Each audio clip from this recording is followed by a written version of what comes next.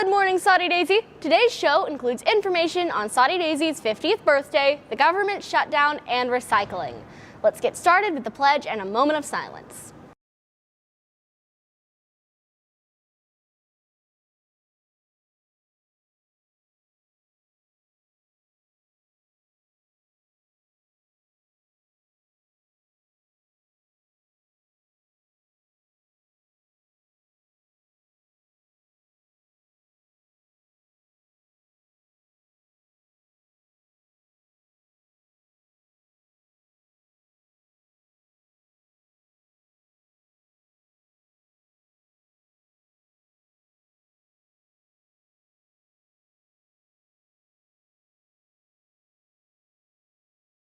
Just a reminder to all students, there will be no Valentine deliveries to the school. Remind your parents, your boyfriend, your girlfriend not to send things to school.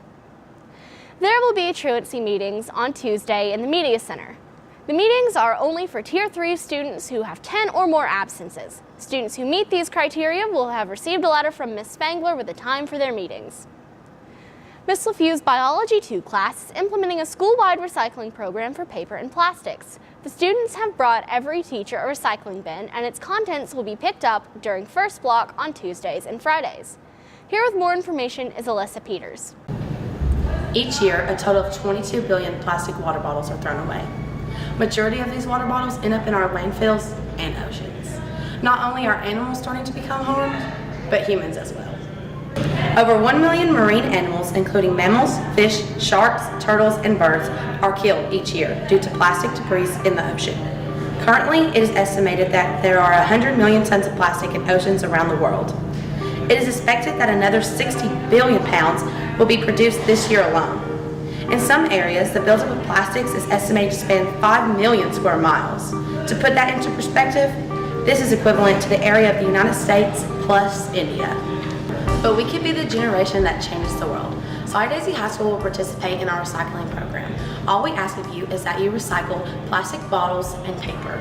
In return, the teachers who have the most recyclables for first, second, and third place will receive incentives. Second and third place will receive a sweet treat, while first place will receive a pizza party during fourth block. This will take place at the end of each 9 weeks. Helping contribute to destroy the world stops today at Soddy Daisy High School. The city of Soddy Daisy is turning 50 this year. Soddy Daisy Mayor Rick Nunley says a group of residents would like Poe's Tavern to be open to the public to celebrate the anniversary. The building would be furnished with appropriate furniture and have tours with historians. The city hopes to open the building by May, when the Soddy Daisy's Farmer Market starts. With 1 week to avert another government shutdown, lawmakers are tasked with coming up with a deal to keep things running, and they have expressed optimism. But they haven't announced a firm plan, and the clock is ticking. Karen Kifa looks at other shutdown timelines.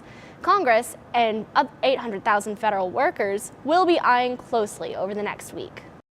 Some optimism on Capitol Hill about avoiding another shutdown, but work still to be done. I'm hopeful we'll come to a conclusion. We need to this weekend so we can vote next week. Beyond if and when negotiators can reach a deal and how quickly Congress can pass it is the biggest question of all. I'm absolutely confident that the members of the conference committee are going to come up with a good deal. Question is whether the president will go along with that. Lead Senate Republican negotiator Richard Shelby visited President Trump on Thursday. If we can work within some of the parameters that we've talked about today, that we'll keep to ourselves right now, I think he would sign it. Republicans have been willing to talk about numbers lower than the president's $5.7 billion request for border wall funding. Democrats have signaled flexibility on money for barriers. Other areas of negotiation include border personnel and detention beds. Republicans want more, Democrats less. House Speaker Nancy Pelosi says she's been taking a hands-off approach. Just let them do their work, and hopefully that we'll get some good news in a short period of time, and certainly in time for the deadline. While the border wall battle and Homeland Security spending have taken center stage, the stopgap measure that expires on February 15th is currently funding 9 of 15 federal departments with 800,000 employees. In Washington, I'm Karen Kafa. Denver teachers are on strike today after failing to make a deal with their superintendent. Lance Hernandez reports. If they won't pay us, shut it down!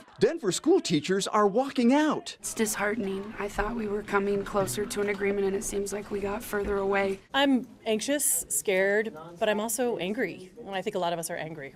We have had enough.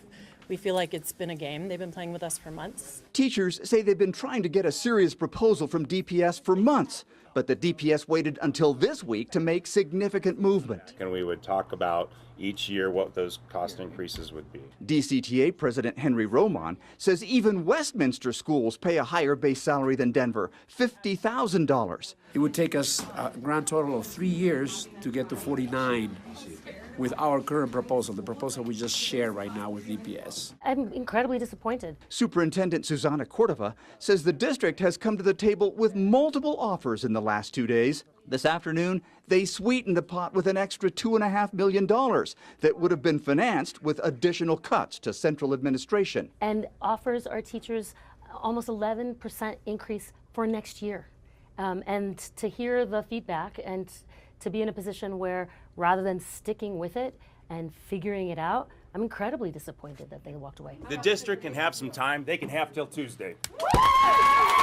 Jamie Jackson wants her young daughter to see what's going on. I feel like I am showing her what it means to stand up for what you believe in, and I'm showing her I'm showing her what it means to do what you need to do to elevate your profession.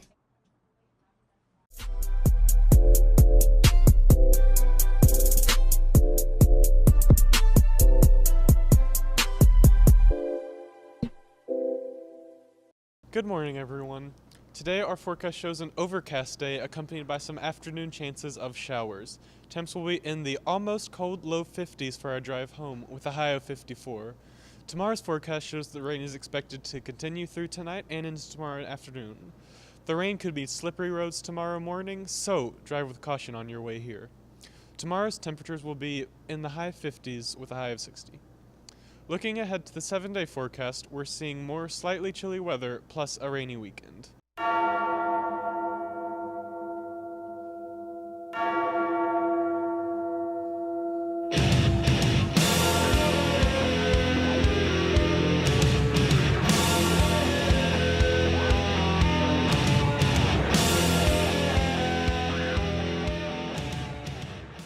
Baseball tryouts are today after school at 2:45. Remember, you have to have your TSSAA physical form to be able to try out.